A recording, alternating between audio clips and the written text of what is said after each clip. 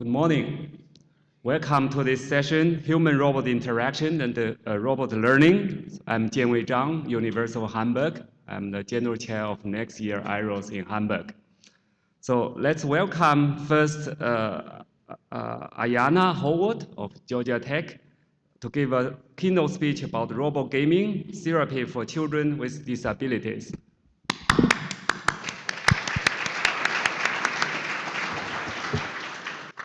So I'm going to talk to you today about robotics and introducing robots and gaming to children with disabilities. So I'm going to start off with setting the stage in general of children with disabilities. So according to the World Health Organization, there are over 93 million children with a disability in the world. And so this varies from children with autism to children with motor impairments to traumatic brain injury. So it covers the entire space.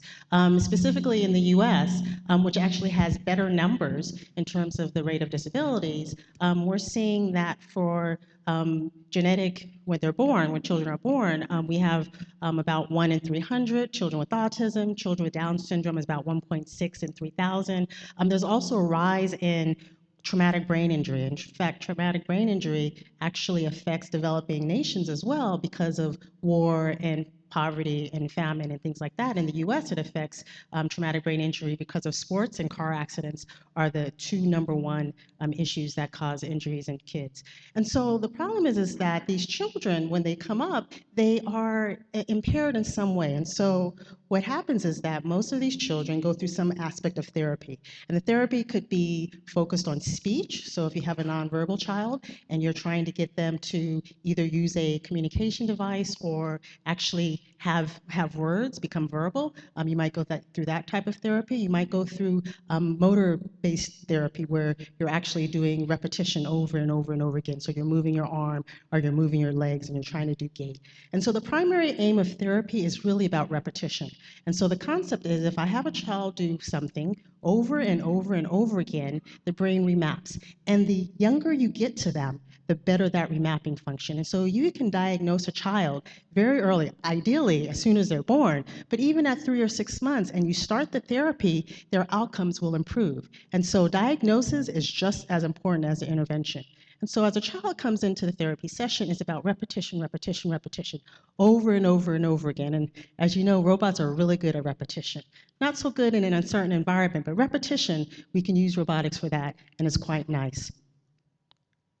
So one of the things that they're trying to do in the therapy world and the clinical world, though, is because you have to have this repetition that goes over and over and over again, you can't have a child 24 hours, 7 days a week in the hospital or in the clinical setting. So how do you have a child when they're in the clinical setting, they're going through the therapy for their hour, and then we're in the home environment, they're still doing that therapy. So parents typically aren't trained. Sisters and brothers typically aren't trained. So how do you have this therapy in the home environment? So what's happening is a lot of therapists and clinicians and engineers are getting together trying to figure out how do we do this in-home based therapy sessions or rehabilitation sessions that's also low cost and is easy to use so that parents can get up, they can plug in the system, and it works out of the box. And this is a challenge. And so they're looking at things like robotic systems, they're looking at other assistive technologies, virtual reality systems, tablet-based systems, to try to provide a mechanism to do this in-home based therapy for these kids at some aspects of low cost. So what are their challenges? So one, before a therapist or a clinician will actually use an intervention, and so robotics as a form of an intervention, is a tool to them. For us, it's cool, but for them, it's just a tool. It's part of their grab bag of things that they can use with their kids. There has to be some evidence. And so for them, we have to show as a community that this robotic platform works, and this is the dosage, i.e. this is how many times you have to have the child and the robot interact, this is for how long, and these are the outcomes, or this is the expected outcomes. And that kind of evidence base is very difficult because it requires you to do a lot of trials. It requires you to use the robot with the child in a number of different settings over and over again and say, this is statistically significant. The outcome measures are, there's 0 outcome measures, but it really helps in this kind of demographic. And so that kind of evidence base is one of the things that we have to do. We also have to figure out how do you have this triangle of clinicians and robots and child all interacting together. So the clinician needs to be able to communicate to the robot in some form or fashion, even if it's just an interface, i.e. this is my intervention protocol that I'm doing in the clinical setting, this is what I want you to do in the home. The robot has to understand what those objectives are and interact with the child, engaging the child, ensuring that the child is actually doing what the child's supposed to do, and then the robot has to report back to the clinic. And so this kind of triangle we have to provide, and it's all part of the system, which is not an easy task. And so there's all these different components that have to be integrated into the system.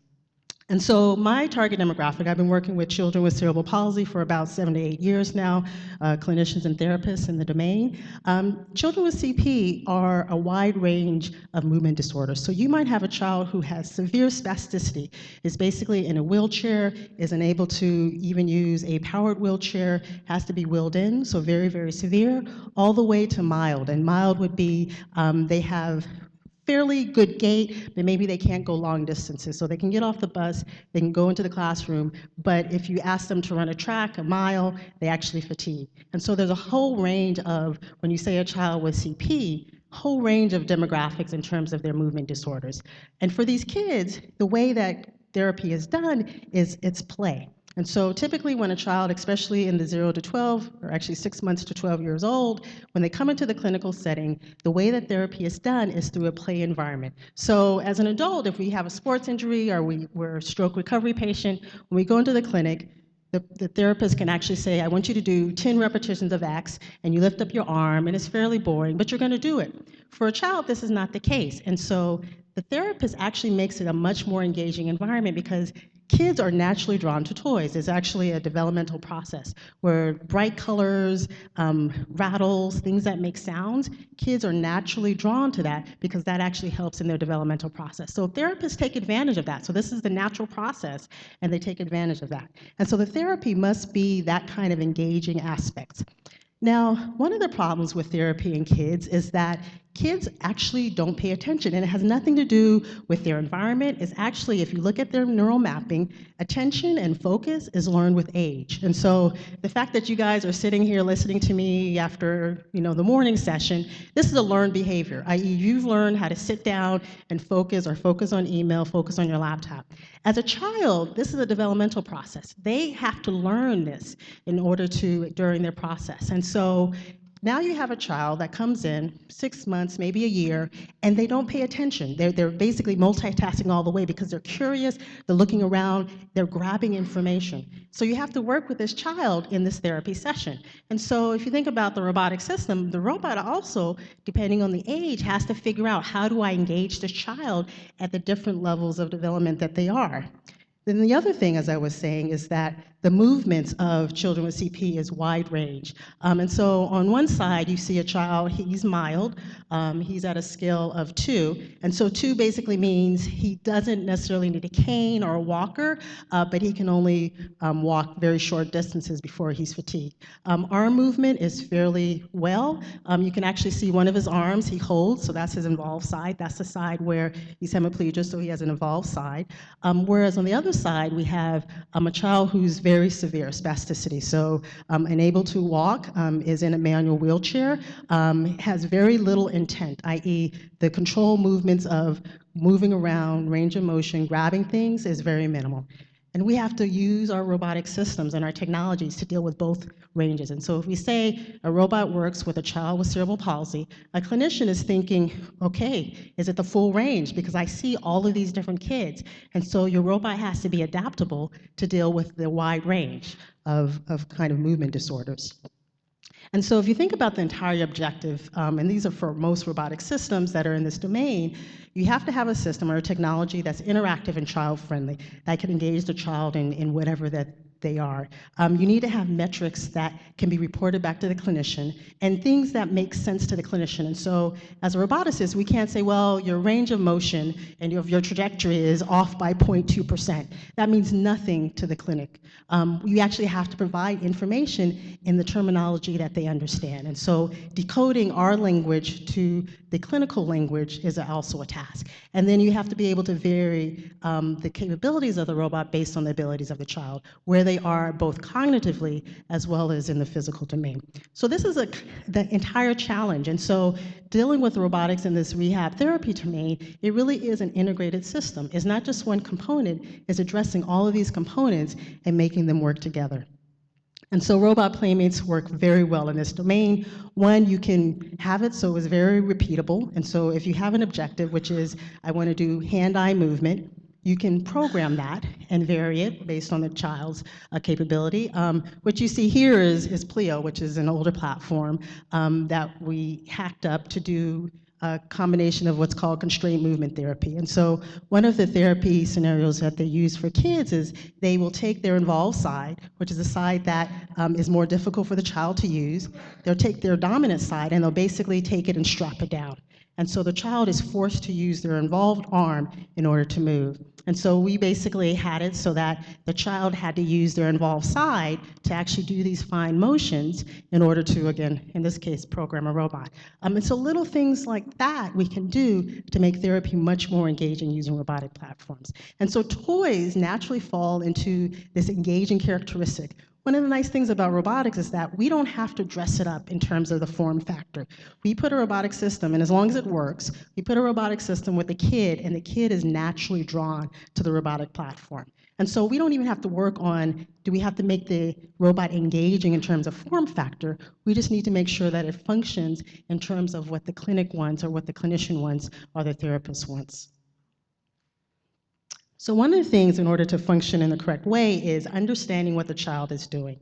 And so understanding what the child is doing is, how are they moving? Are they achieving the objective? And so as an example, if I need to do a reach for an object and transport, and so very simple reaching and moving, how do I know the child is doing that? How do I know that they're not doing it in a spastic way? How do I know that they're doing it in a straight pattern? We have to first recognize that they're reaching, and then we have to then recognize that they're transported.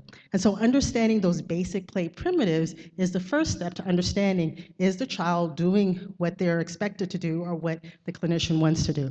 And so we use some studies. So Baranek was a well-known child development psychologist who looked at the developmental cycle of children and how they grow in terms of their progress. And so for manipulator pupils, you have the power grasp versus the fine tip grasp. And these are things that can correlate to how a child grows. And so a very young child, when they, for example, draw, they'll grab a crayon and move in a certain way. As they get older, they start using a pencil, and they now can have fine motor control. And so these are developmental cycles. And so we can recognize that kind of process of how you grab and how you move and correlate it to movements. And so again, you look at the literature that's already been done from way back and then say, how do I map this into the engineering space or into the robotic space? And so that what we want to do is, so the first, on the top figure, we have a child who's very calm, actually follows directions, and we say, and the way that we do a lot of these studies is we go into the home. So our studies are not done in the lab. We actually go to the clinics, we go to the home environments, and we bring our grab bag of stuff. Because our thing is that it has to work in any home environment. And so in the top figure, we went to a child's home, and we brought our grab bag, and we just basically say, here's some toys, play with it. And so what we want to do is make sure we can model these play primitives. Very calm, whereas the other one, very kind of erratic. Still achieving the objective, which is movement, but how do you recognize this? So if our objective is to pick and place, or our objective is to do a cyclic motion, how do we recognize it irrespective of how they're doing it, what their velocity profile is? We're just looking at their movement. Or maybe velocity is what we're really concerned about, and not necessarily whether it's a straight line trajectory. And so the way that we model this, and the modeling isn't as, it's not wonderfully complex, it's very based on HMMs, but one of the things that we saw is, difficult problem is, how do you recognize gestures in the real world? So instead of trying to figure out where the hand is and where the fingers are and things like that, one of the nice things is that kids are playing with toys. Toys, and we didn't make this up, but toys have a very defined shape and color structure. So they're typically bright saturated colors, red, yellow, and blue. They're typically large to allow paragraphs. And so as a vision problem, it therefore becomes the problem of finding the toys in the space and tracking the toys. If you see an object and it's a brightly colored red object and it starts to move, it's not magic. There must be someone holding it and moving it in the space. And so by actually following the trajectory of the toys, we take something that could be very complex, i.e. let's figure out where the hand is, let's figure out where the arm is. It's just about finding these brightly saturated colored objects that are pretty large and tracking them. And so what happens is that we can make what could be a very complex problem. We can go into any environment, and even in a very dimly lit room, these objects pick up like magic. And so you look at them and it's just like, oh, I can see these toys very well. And so we use that to basically scale down the problem to something that's not only manageable, but that works in all real world environments. And then we apply a methodology where we've learned basic trajectories that are associated with different movement patterns, and then we can recognize what a child is doing in this space. And so we can extract. And so what you see in the diagram is basically the trajectory of the toys, not necessarily the hand. There's an assumption that there's a hand behind the toy, but we're looking at the trajectories of the toys and then correlating it with what is this movement and how does that associate with the actual behavior. Then we need to evaluate, so when a child actually moves around the space, how do we use that information to understand what the arm is doing? When we first started this work, of course, we were using monocular camera systems, and the robot can move around. Then the Kinect came out, so we moved to the Kinect. So we've also evolved in that space. When we're using robot vision, we're still on the monocular. When we can instrument the room a little, we can use the Kinect. So we go back and forth with the same type of algorithms. And so the whole concept is then looking at these movement profiles and extracting them and correlating into physical therapy metrics. So these are just examples of some of the metrics that clinicians use. They typically use things called scales, and scales are, you can think of it as a Likert scale from 1 to 5, and they have a number of different things that they have to evaluate, and they give it a score, 1, 2, 3, 4, and they sum it up. And so what we've done is we've taken the metrics, i.e. kinematic metrics of trajectory and smoothness and jerkiness, and try to correlate that and match it to the scales that they're used to. And that is basically just a dictionary conversion, i.e. figure out what the metrics are in terms of the kinematic space, and then mapping it to what the clinician understands. And then we create a knowledge base of information. And so this is where a clinician can put in their information of the protocol to the robot. And so basically, the robot will mimic and create a knowledge base of everything that goes on in the clinical setting to extract this information, this plain knowledge base of when the child is doing X, what should the robot do as Y? And so you have this interactive turn-taking behavior. So we get to some play strategies. So our different play strategies involve everything from humanoids to, in fact, this is a manipulator device where we're doing turn-taking, playing a piano. And so we pretty much look at anything that exists in the space and see if we can modify it to work in the home environment. So for the top one, we use the Darwin for both looking at gaits as well as upper arm movements. For the bottom, we're looking at how do you use upper arm movements and turn-taking behavior to play a song with a robotic system. We're also looking at using the Darwin to do play interaction through a tablet. And so this involves, again, using the same kind of concepts of understanding play primitives, understanding the sequence of primitives, learning what those are, so then you can do turn-taking behavior. And so lastly, I want to just really quickly talk about some work that's using virtual reality, same technologies.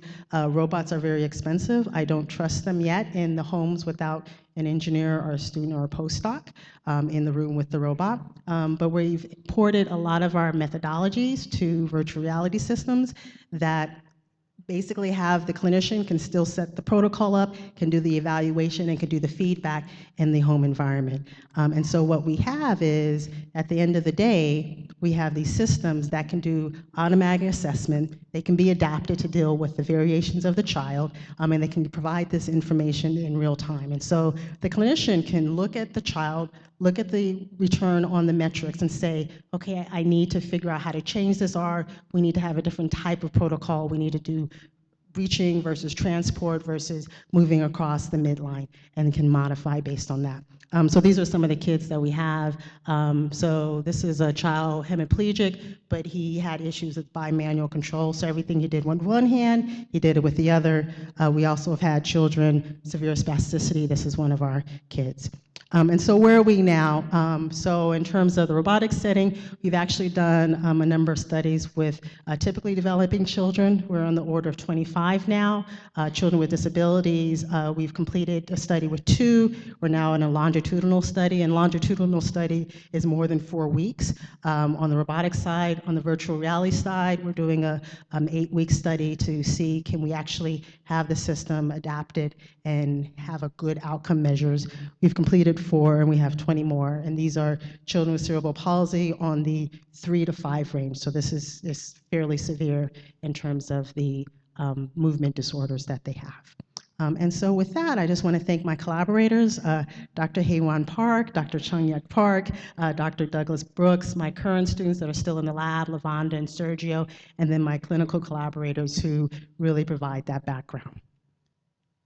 Thank you.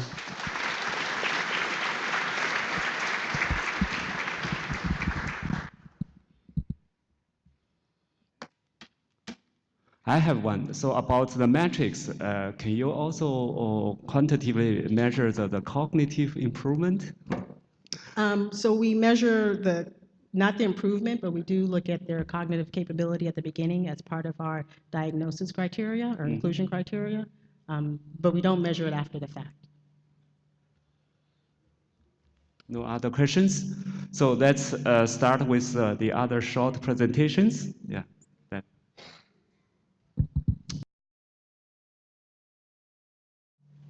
Good morning, everyone. My name is Alan Hamlet, and I'm a PhD candidate from the University of Florida. This work was done in collaboration with my colleague Patrick Amami and my advisor, Dr. Carl Crane. This paper presents a novel gesture recognition framework that is designed to make it easy and intuitive to control mobile robots by using dynamic hand gestures. The developed system can be trained to recognize a new gesture by a non-expert user by simply demonstrating the gesture one time. From then on, the system's recognition performance improves as it learns from the experience of continued use. Advances in both hardware and software technologies are making robots more useful, affordable, and practical in home and work environments. But one barrier to the widespread adoption of robots is the difficulty of using and interacting with robotic systems.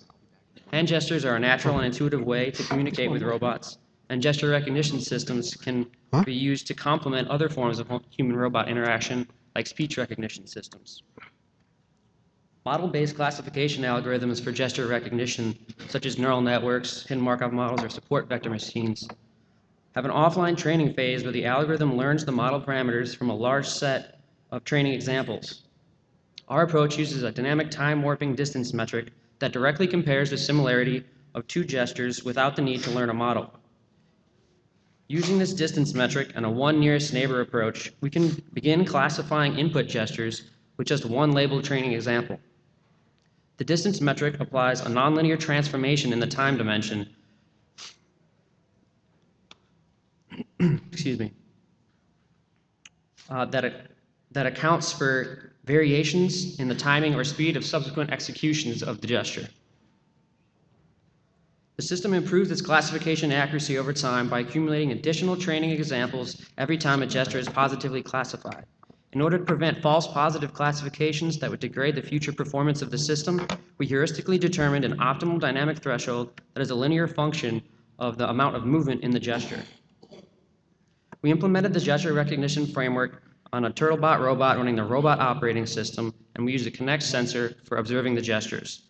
The system was tested by having 10 subjects with no previous experience with the robot use the system after about a 5 to 10 minute training period. The test subjects were instructed to train the robot to recognize 4 different gestures and then command the robot using the 4 different gestures 4 times each. On the 160 tested gestures, the system had a classification accuracy of 93%, with 0 false positive classifications.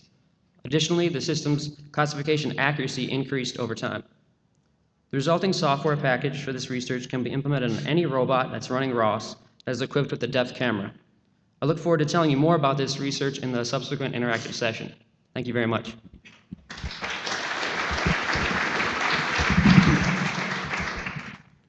Hello, everyone. My name is Rafik Mibarki. I will present the works of my colleagues at Prisma Lab at the University of Napoli Federico II. The work is entitled Cartesian Impedance Control of Redundant Manipulators for Human-Robot Co-Manipulation.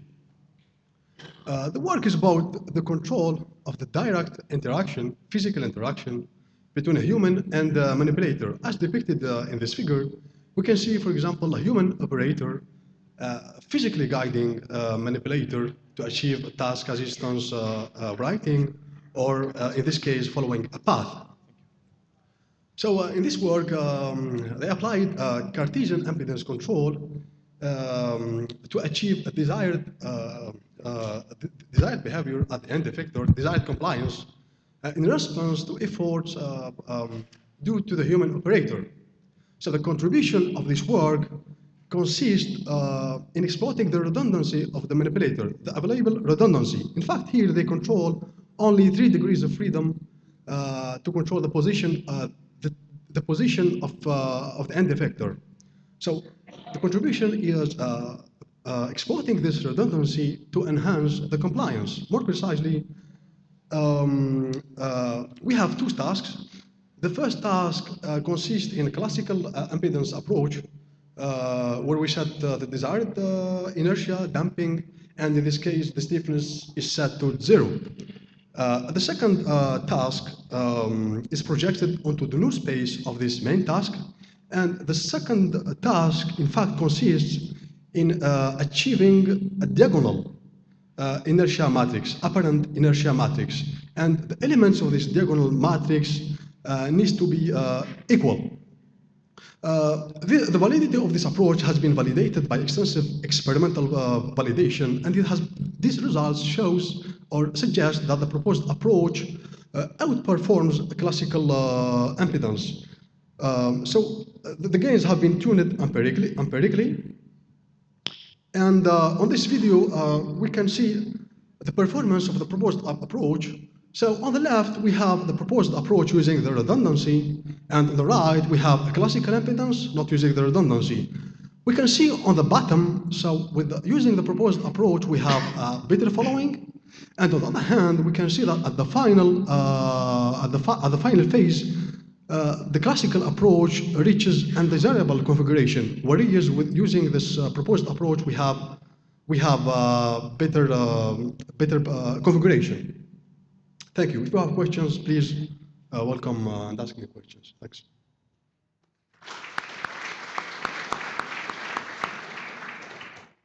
Good morning. My name is Emanuele Magrini. I come from University of Rome La Sapienza.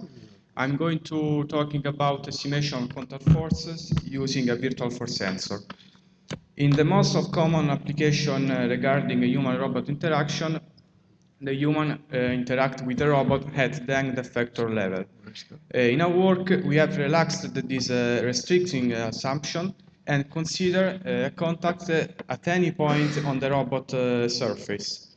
So the goals of this project are, first of all, detect a contact and identify the point on the robot surface where the contact had occurred, and estimate the exchanged Cartesian forces in that point to react following a desired behavior.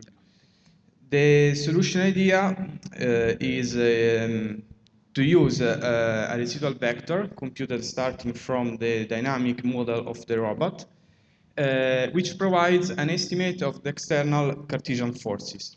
To do that, we need the Jacobian computed at the contact point, and so we need the contact point.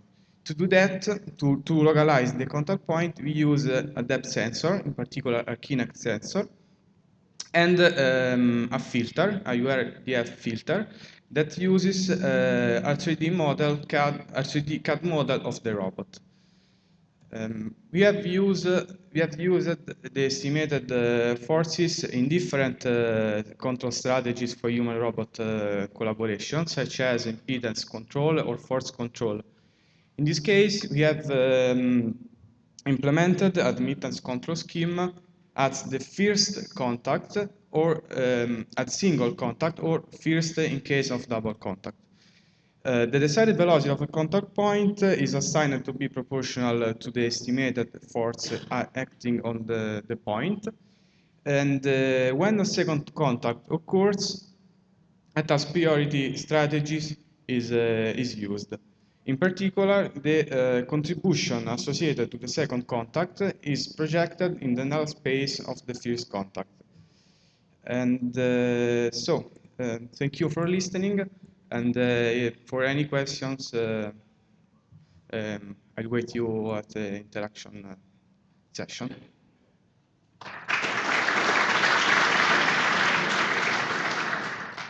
Hi, my name is Youwei Liao, and today I'm here to share with you the work that I've done with my colleagues Eric Shear, Eric Perrault, Matt Trash, and Kevin Lynch at Northwestern University on controlling a human arm to do interaction tasks.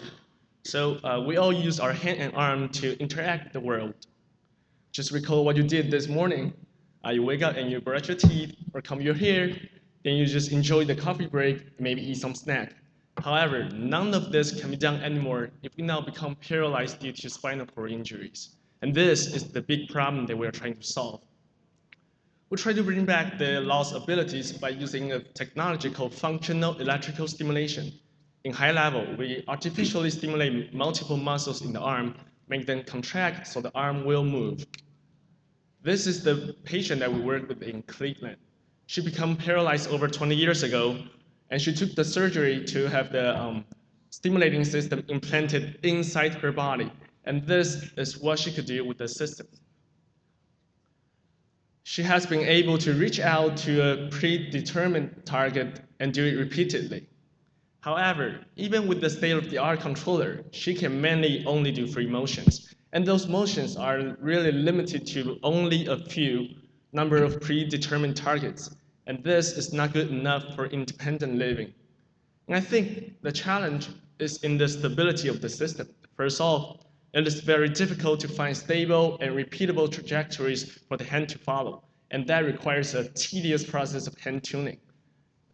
And moreover, if we now look into restoring interactions, it becomes clear that many daily interactions are indeed unstable.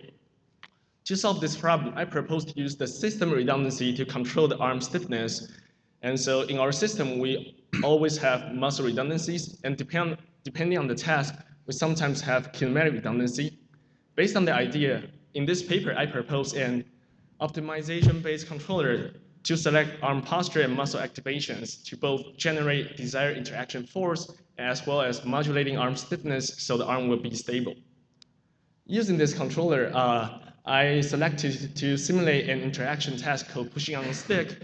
With my controller, I can ensure a stable execution of the task by regulating all the eigenvalues of the arm stiffness into the stable half plane. I skipped a lot of details, and if you'd like to hear more about my research, please come talk to me in the interactive session. Thank you.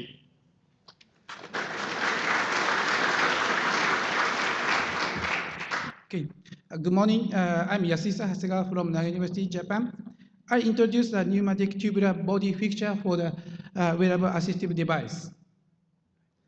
This pneumatic body fixture called active cuff for the human's bodies in simple wearing actions and with wear comfort. This transformed module for a part of the human body, such as a forearm, so that a wearable assistive device could be mounted on the user's body with less effort and its short time. This active cuff is composed of the multiple sets of the pneumatic actuators that are actively transformed by the compressed air. And air chamber are embedded into the tip of the actuator to release the user's body. The active cuff decreases the time to attach and detach the support device like this. And this attaching action is also simplified so that what a caregiver has to do is to insert the human body in the active cuff and push the button to close the active cuff. To release the device, the caregiver just pushes the button again. There are structure of the two types of the pneumatic actuators that compose the active cuff. A carbon fiber is winded around the silicon tube, so the expansion in the larger direction is restricted by the carbon fiber. But the tube extends its length according to the pressure of the compressed air, so that is a thread type.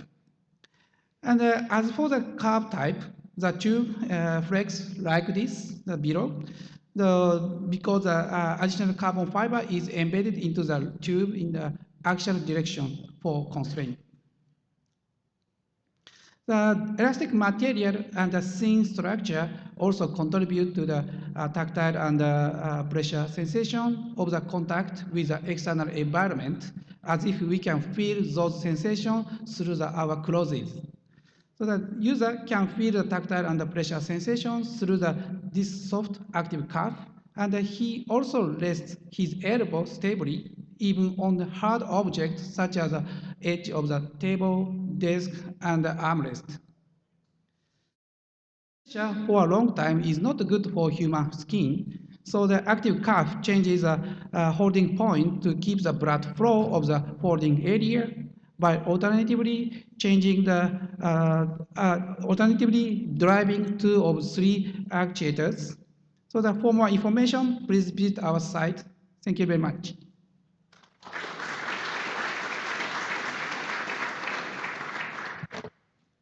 So hello, my name is Miguel Prada. I come from Tecnalia in Spain, and I'd like to show you some work I've been doing with my colleagues from Tecnalia and from the University of Birmingham on the implementation and experimental validation of dynamic movement primitives for object handover.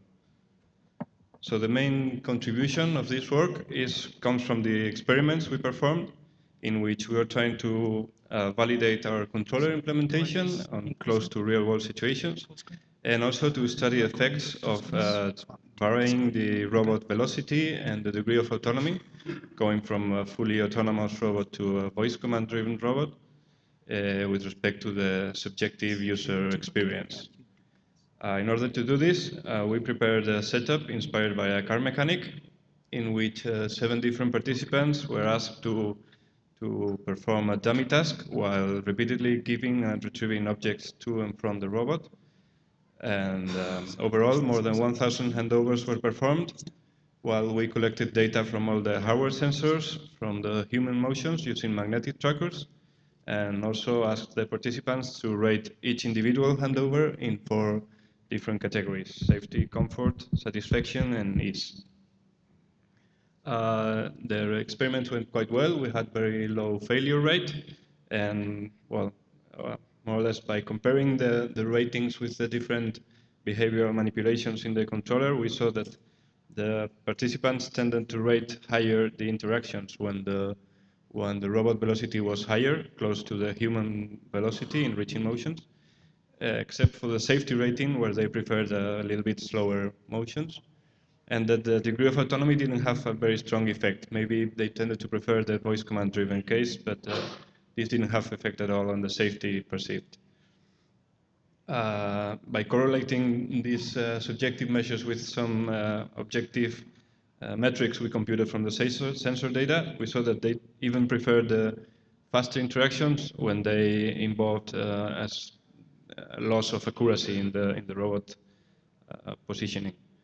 Just very quickly, the prototype consisted of a KUKA lightweight robot manipulator with an anthropomorphic hand by Bransilia and a Kinect camera for perception.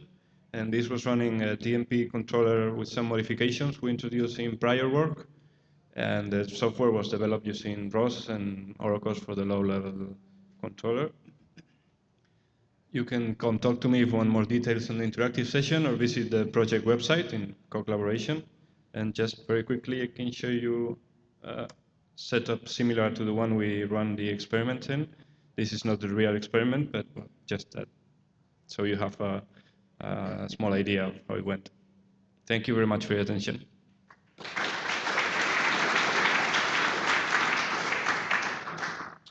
Hello, everyone. My name is Antonio Mualu, and I'm a PhD student at the Georgia Institute of Technology. And today I have the pleasure to talk to you about research towards smart robotic coworkers. This is research being done at the Biorobotics and Human Modeling Laboratory at the Georgia Institute of Technology, led by Dr. Jun Ueda. So the goal of this research is to be able to understand the relations between operator physiological measures and system stability and performance requirements in PHRI, or physical human-robot interaction systems.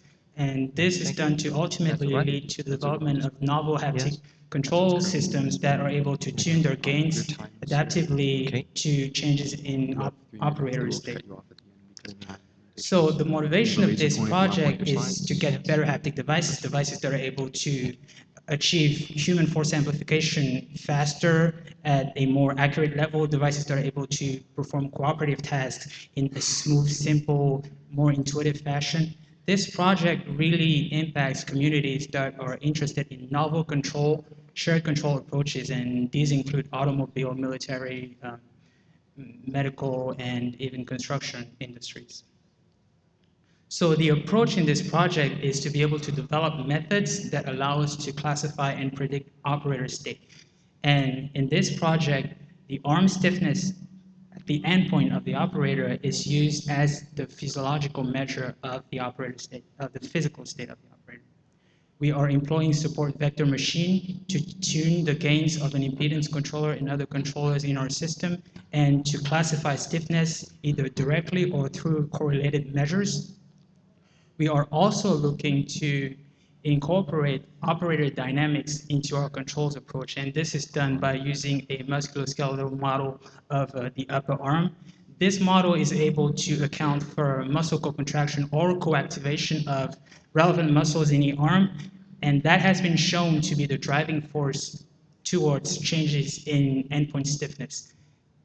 So our hypothesis is that this variable we call beta, which represents the null space of the mapping between muscle forces and joint torques, is able to affect endpoint stiffness. And by affecting endpoint stiffness, it affects the system stability and performance. So if we're able to control beta, we can control the endpoint stiffness of the operator, so we can control the system stability and the performance and hopefully improve it.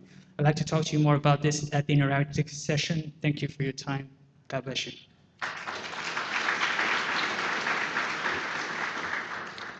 Good morning. My name is Jung-hoon Chu. I am a research engineer at Daewoo Shipbuilding Company in Korea and study in Hanyang University. I would like to present about oscillation reduction scheme for wearable robots employing linear actuators and sensors. We developed wearable robots for shipbuilding work, carrying and handling heavy weight in shipbuilding work. The stability and the real payload of the wearable robot should be satisfied in various motions, such as walking, standing, and especially sitting.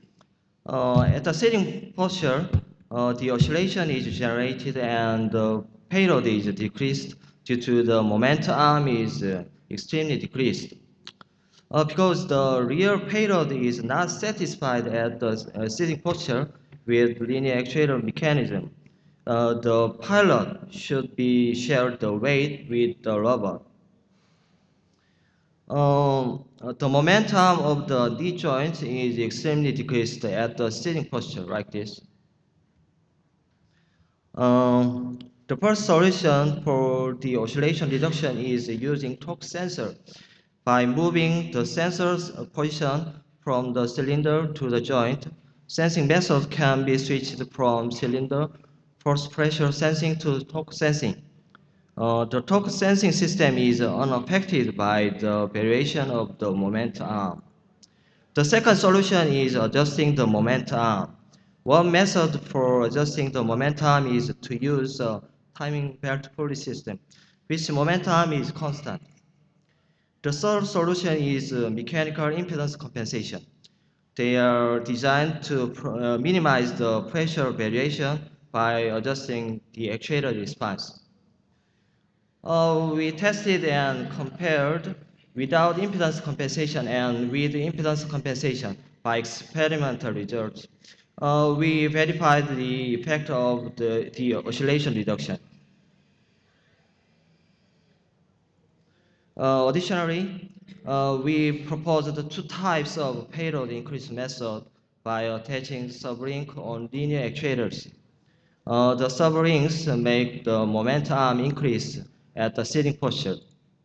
We also tested and compared original system and with servo ring system by experimental research. Thank you.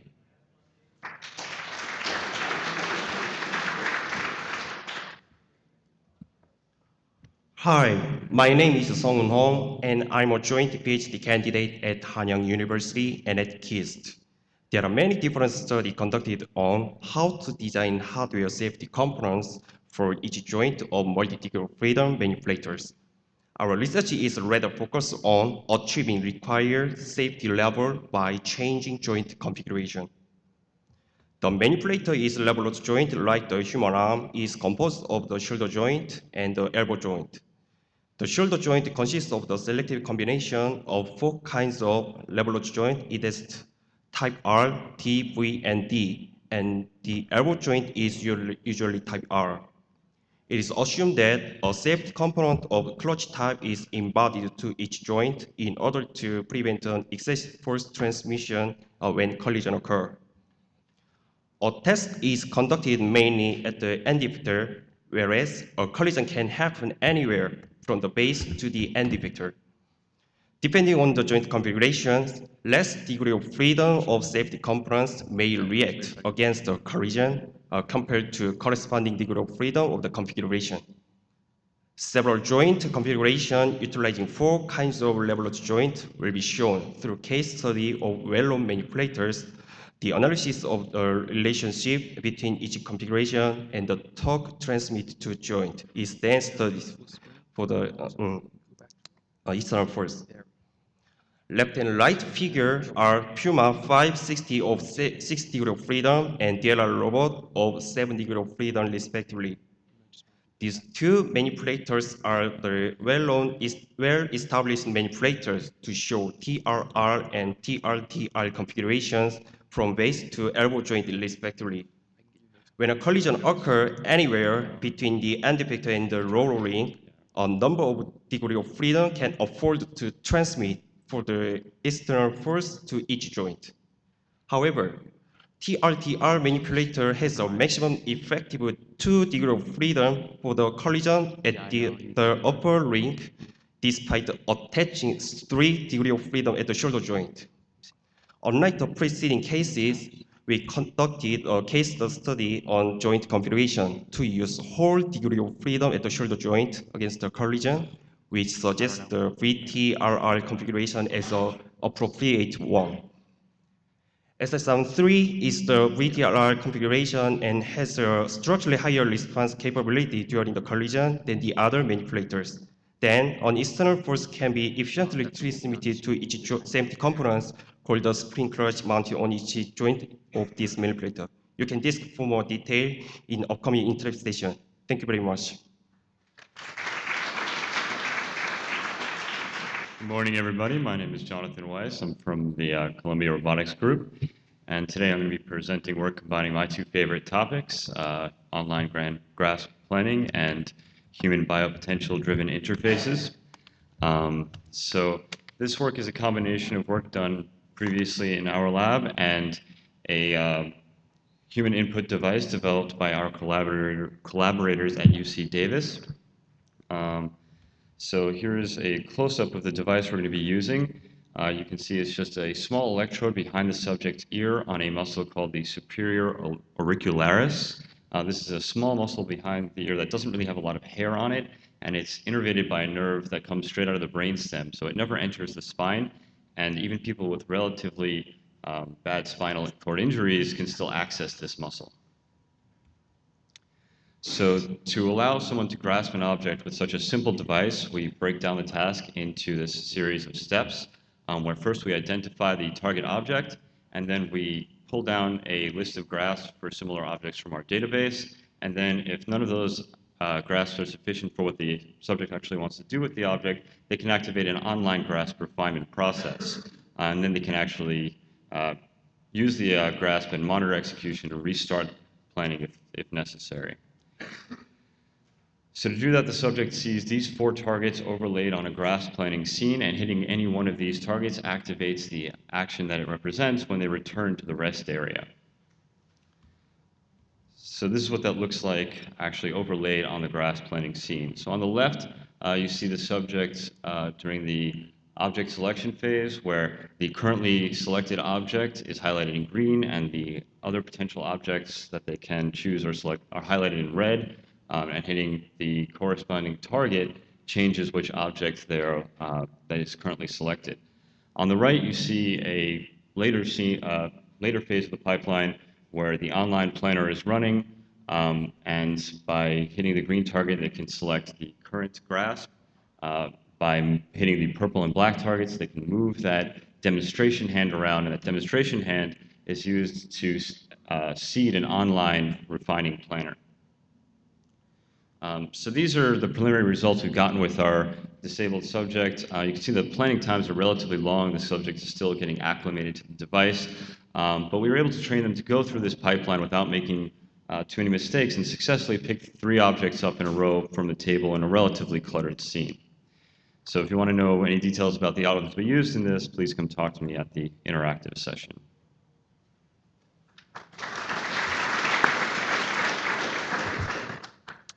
Hi. So we'll switch to robot learning now. I'm Claudio Strup, and I will talk about how haptics can be used in order to extract object shape from rotational manipulations. And this work has been in joint collaboration of the universities of Göttingen, Bielefeld, and Bochum. So the core idea behind our project is that we have a robot hand, which is manipulating an unknown object, and we rely on haptics purely. So the tactile sensors which we have lead to certain pressure patterns as we interact with the object. And we want to use these pressure patterns as input for our model. And this model has the task of incrementally learning what this object shape looks like. And we want to do this because we want to, as a next step, use that in order to make predictions of future tactile inputs in order to improve the manipulation of the object. So more in particular, what we did is we have this shunt dexterous hand 2, and this rotates objects on a planar surface. And we have 3 different objects. We have a round and a 6-sided and an 8-sided n-gon. And we implemented a neurodynamic model consisting of dynamic neural fields. And this model is able to simultaneously keep track of the orientation of the object while mapping the object shape. And just to give you one result, what you can see in this graph is on the x-axis plotted the rotation of the object. You can think of it as time. And on the y-axis, the number of detected surfaces in this learned representation is plotted. And as you can see, the mean and standard deviance across multiple trials, the model first systematically overestimates the number of surfaces, but after a certain amount of rotations, it finally converges to the correct number of surfaces. And this is just to demonstrate that our model is actually able to recover from mismatched shapes or surfaces. And if you're interested in any details how we actually did it or in further results, feel free to come over and see you after lunch. Thanks.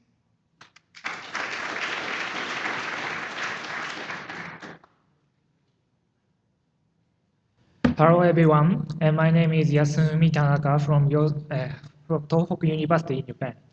Let me start my presentation. Dynamic attack motion prediction for kernel agent is the title of my presentation. First, let me explain about the motivation by research. In the sports, people need to interact with each other. Therefore, sports are good research topics to develop the robot interacting with human. Then we focus on kendo as one of the sports. The kendo is a traditional Japanese sport, as shown in this movie. In the kendo competition, 2 people attack each other using the bamboo swords. In order to defend from attacks or make a counterattack, the competitors need to predict his opponent's attack motion. Therefore, it is important to predict the attack motions for decision making. For this reason, to predict attack motion, we propose a method of attack motion prediction. In the kendo, to win, the competitors must strike a specific part of the opponent's body. There are 3 specific targets like these.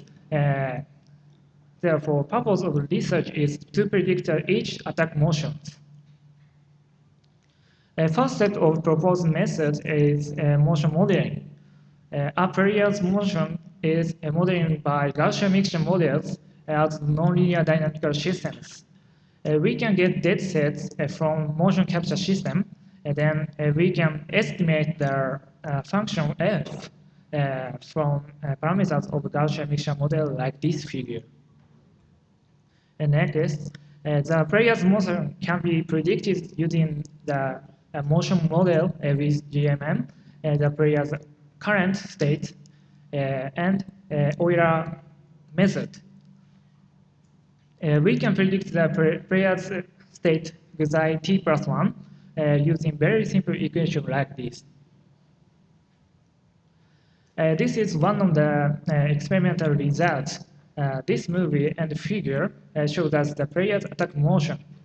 And the action motion is denoted by red sword and predict motion by blue sword. These results show that the predicted motion corresponds to the action motion. Thank you very much for your attention.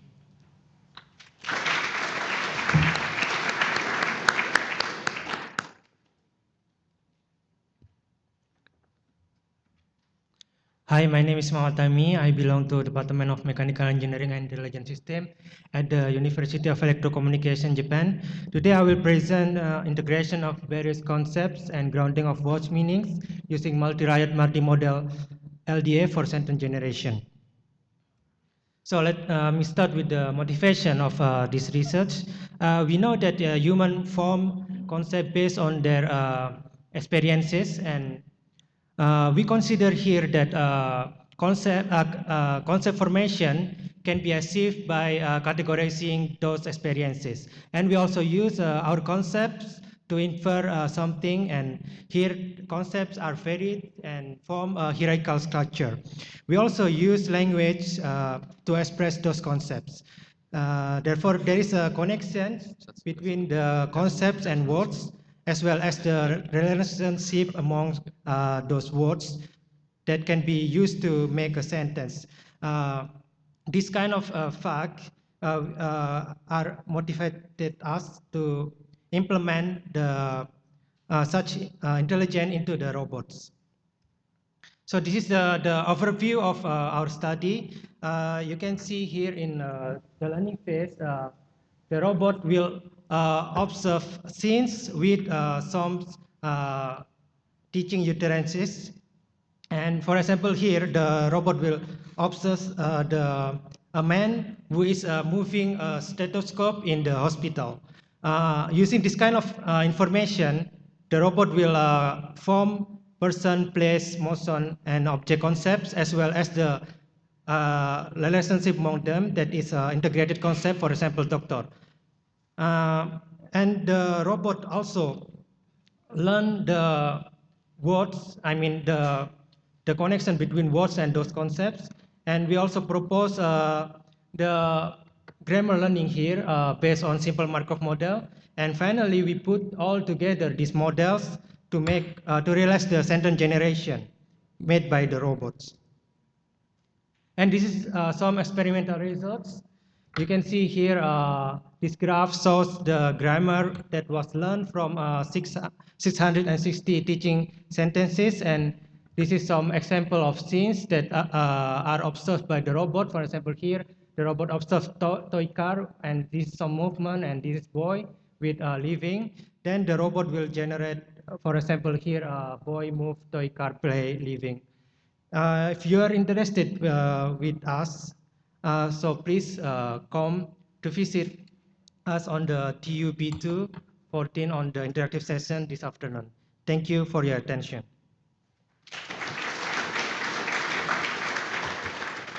Hi, my name is Ross Allen, and I will be presenting our work on real-time reachability analysis using machine learning. This is work conducted at Stanford University. So reachability analysis is just the determination of a set of states that a dynamic system can reach within some given cost threshold. The equation at the bottom is just kind of a rigorous definition of the reachable set. So this work is really exciting because it's moving towards enabling real-time kinodynamic motion planning. In fact, there was an interesting paper presented yesterday from, I think, people in the Netherlands on a very similar approach. So we think this has a lot of promise. It is analysis that's fairly easy, or it's really easy in the geometric case. It's just n spheres in n-dimensional state space, but for a dynamic system, it can become very difficult, very costly to compute, and there are very few analytical results such as Dubin's vehicle. So we approach this with two different machine learning techniques, one being a cost function regression and the other a support vector machine. So the first, and we do both so that we can compare the efficiency and effectiveness of each. So the first, this cost function regression, is we're given a state of a dynamic system. We can sample randomly the state space, and then we can solve a set, or we can solve a subset of optimal control problems for those sample sets, use that as training data to train a linear regression model, which can then be used to predict the optimal cost to some new state, some query state, without solving an optimal control problem, so much, much quicker. The second approach, the support vector machine, similar. We take a sample of the state space, and then we again solve the optimal control problems, use that to train a support vector machine, and kind of gives us an implicit representation of the reachable set. Then if you give me a new query point, I can try to classify whether or not that is in the reachable set. So we apply these to two models, the Dubin's vehicle, which is kind of a canonical reachable set problem. I won't go through these results exactly, but what you're looking at is for three different given cost thresholds, the effectiveness of both algorithms at classifying query points. And again, similar results for a different system that has, we don't have an analytical result for the solution. And we were able to show that with both of these techniques, we were able to very huge orders of magnitude decrease in computation time at the cost of some error, which depending on your application, that error might be perfectly acceptable. The linear regression was a bit slower than the SVM, but it also produced more information. It produces an estimate of the cost. So look forward to talking to anybody at the interactive session. Thank you.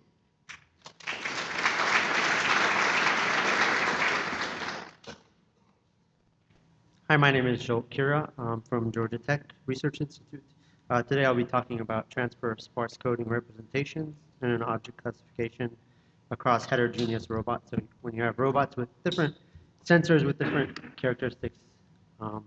So the overall problem is object classification or recognition. Over the past few years, this sort of shows the dominant approaches that have become successful. You have some kind of local feature detectors, you quantize them to produce sort of a visual vocabulary, and then you summarize through statistics such as bag of words or Gaussian mixture models, and then you do classification such as SVMs. So over the past decades, people have come up with lots of different features, Viola-Jones, SIFT, HOG, and so on, each for particular types of sensors. So the drawback of this is it's not very general. If you have new types of sensors or modalities, you have to re-engineer these features. So over the past several years, it's become really obvious that you should learn these features, and there are several techniques that have become popular, such as deep learning or sparse coding and things like that. And here, essentially, you learn features for detecting particular objects. And work by me and others have shown that this can sort of achieve state-of-the-art, for example, in pedestrian recognition. So this paper is really an exploration of, given that you want to do this sort of feature learning, what if you have multiple robots with different sensors or sensors with different characteristics, such as noise characteristics? Each robot learns its own features. How can you actually do some knowledge sharing? So transferring classifiers, for example, that one robot has learned. So that question is, can you learn these features on one robot and transfer them, or can you do an alignment procedure and so on? So a simple approach is to just transfer these features that you learn. Another approach is to actually do an alignment, and we propose an alignment scheme in this paper.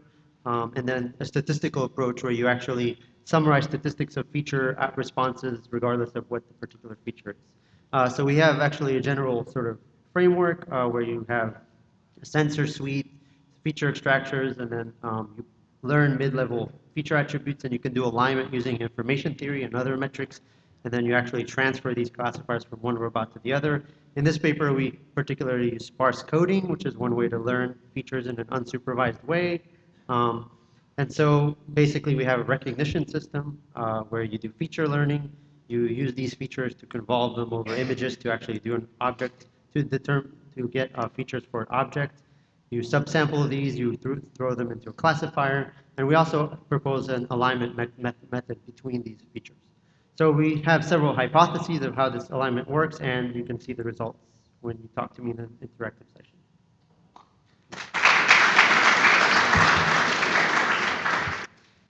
Good morning, my name is Kian Lim from University of Aveiro. My work is about perceptual memory systems.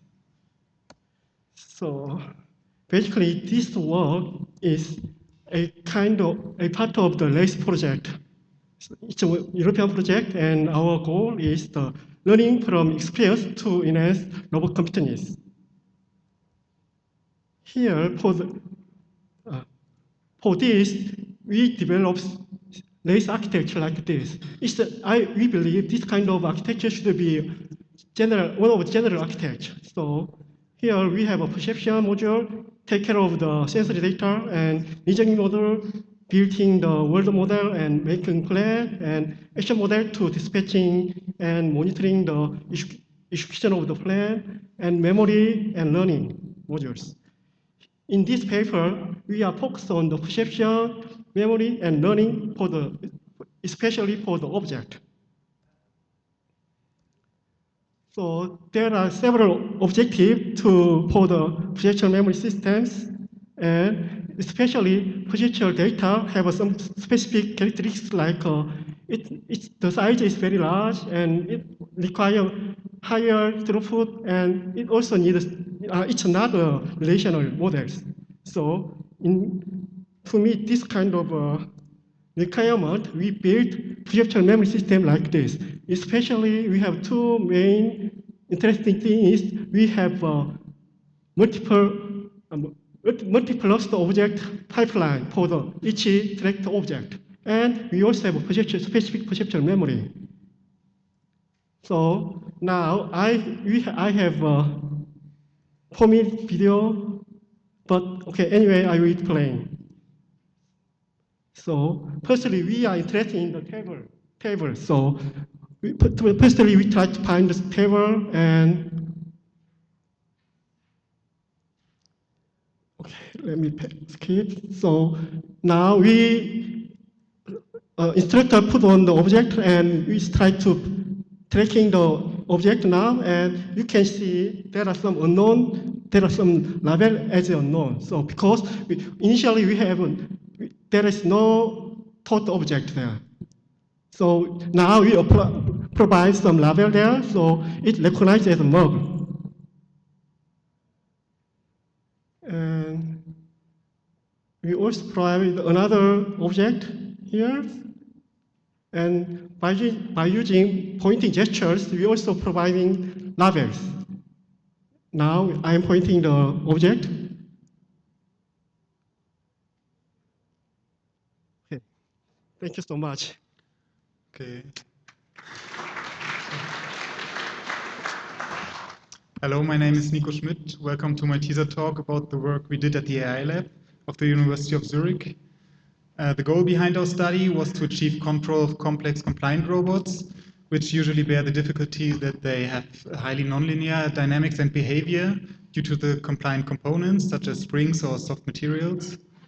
As an example, let's have a look at the behavior of the quadruped puppy robot, a dog-like robot with compliant legs. Here it is controlled by a pattern generator with two parameters, which control the speed of the left and right legs. So varying those parameters results in turning of the robot, but can also make the robot fall at certain combinations. But importantly, this picture changes dynamically depending on the selection of previous actions. So how can we control robots with dynamics like that? We approach this problem using a reinforcement learning strategy the so-called actor-critic design, where the actor part selects the actions and the critic part criticizes the actor's choice by estimating the action value function, which is the accumulated sum of future rewards. So we learn this action value function using echo-state networks. These networks comprise a large reservoir of recurrently and randomly connected neurons whose weights remain fixed, and only the readout weights are trained in a supervised manner, for example, by linear regression. In a case study, we set up a target-seeking scenario where heading towards the target was rewarded and tumbling was punished. As input states, we used the compass sensor of the robot, and actions were defined as the speeds of the left and right tip motors. Our results show short random walks in the beginning, but after training converged, the critic estimated highest rewards when the robot headed actually towards the target, which enabled the actor to walk in long, straight trajectories towards the target. Concluding that our method was able to actually learn the complex action behavior mapping of this compliant robot in reasonable time, and we only needed minimum prior knowledge about the plant, which is nice, but the reward function has to be designed carefully. So for further details, please visit my screen in the interactive session. Thank you.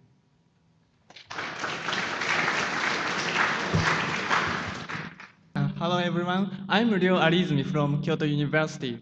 And this study is done by a collaboration with Carnegie Mellon University. So, this movie shows a snake robot moving by sidewinding locomotion.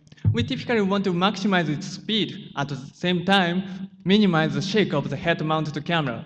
But as you can guess, these two objectives conflict each other, and there is no single solution to this optimization problem. Rather, we have to find a set of optimal trade-off solutions. However, to find these optimal solutions through experiments is very challenging for two reasons. First of all, the number of experiments is severely limited because experiments need time or money.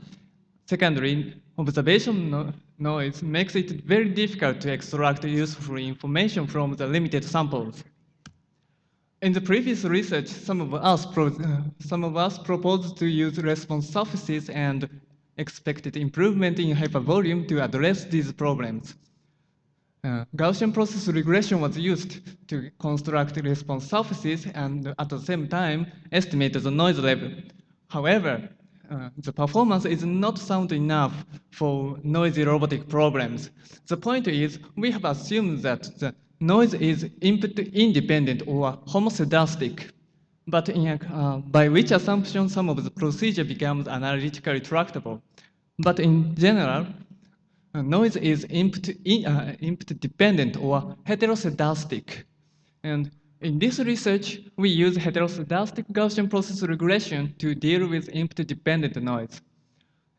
Although the use of heteroscedastic regression makes expected improvement analytically intractable, we propose an approximation method suitable for our purpose.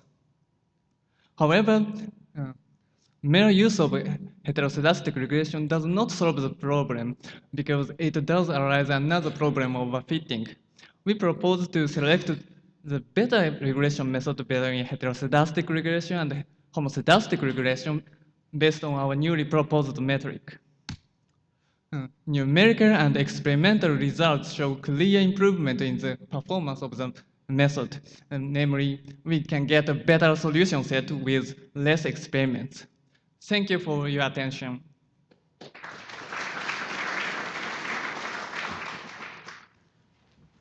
Hi, my name is Atul, and I'm going to present you our locomotion algorithm for a tensegrity robot. And this is a collaboration between NASA Ames Research Center and Oregon State University. So the scenario is this. Imagine you are sending a robot to space, and you don't have to worry about landing. It will be bouncing around. And then you can use the same robot for exploration missions. It will be rolling around as a movement. So this is possible through tensegrities. Tensegrities are composed of simple principles. So they have two types of components. One is muscles. They're pure tensional elements, and the other ones are rows, pure compressional elements. Okay. So based on this simple principle, you can have complex structures And as you can see here, they have really nice properties. They are lightweight, compliant, they don't have any joints, and they can fold easily. And you see how they react to impacts with the external forces. So, so we have this challenge when it becomes locomotion, because we have 24 muscles for that specific structure, and they're in nonlinear interactions with each other, and that causes a deformation, and this deformation is hopefully going to have a rolling locomotion in the end. So one way to solve this problem is looking at it step by step. You first try to find the correct deformation, and then you try to find the correct actions for those muscles, how they contract, so that we will have the rolling locomotion. But these individual problems are already complex enough and really hard to solve. So the way we address is that we directly use learning via simulations and coevolution algorithms to find the right contractions of the muscles to have the rolling locomotion. So our algorithm, flop and roll, is based on the minimal sensor information, just looking at the contact sensors at the end of the rods.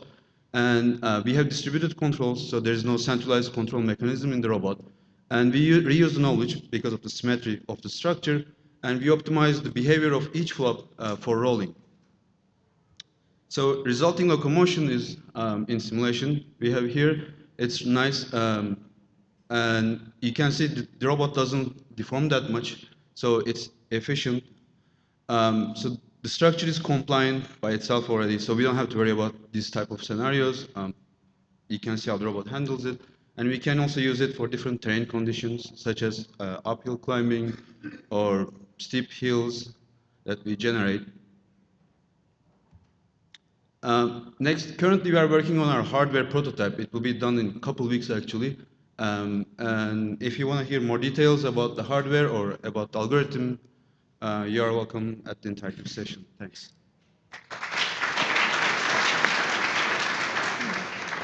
Hi, I'm Franziska Meyer.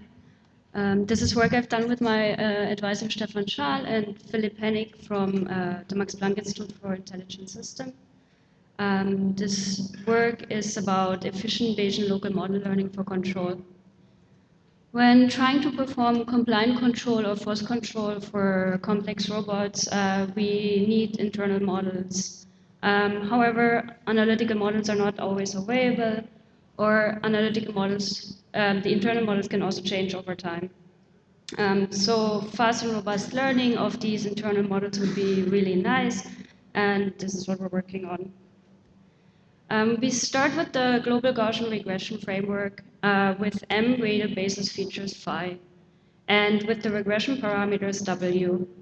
In this framework, all the features in all the parameters are coupled, so the parameters that define the features phi and W and the precision parameters are coupled, and so learning becomes expensive with increasing number of features.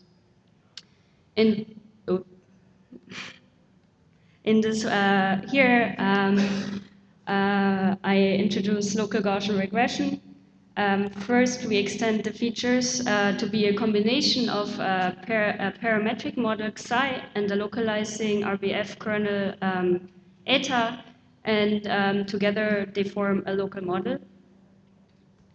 We introduce hidden variables f that form virtual targets for the regression parameters w. And then using variational approximations, we actually get M-independent regression problems, and also the parameter learning updates become independent, so everything is local.